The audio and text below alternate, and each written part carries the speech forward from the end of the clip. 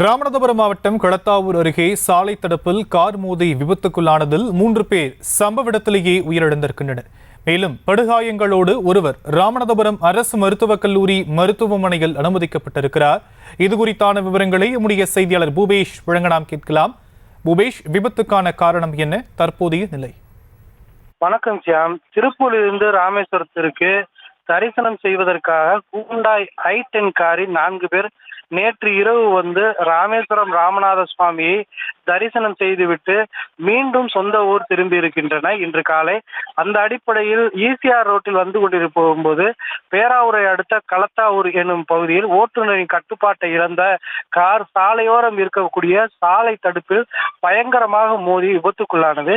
இந்த விபத்தில் திருப்பூர் மாவட்டம் பல்லடத்தை அடுத்த கருடாமுத்தூர் பகுதியைச் சேர்ந்த நாகராஜ், தீபக் அரவிந்த், சண்முக சுந்தரம் ஆகியோர் சம்பவ இடத்திலேயே பரிதாபமாக பலியாகியிருக்கிறார்.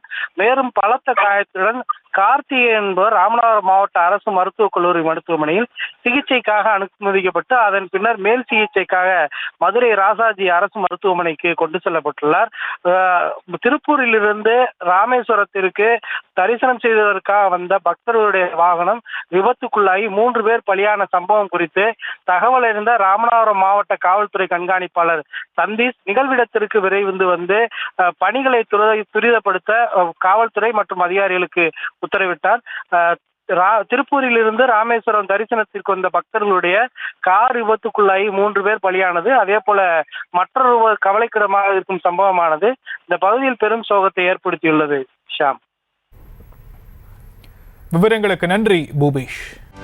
செய்திகளை உடனுக்குடனும் துல்லியமாகவும் தெரிந்து கொள்ள சப்ஸ்கிரைப் பண்ணுங்க.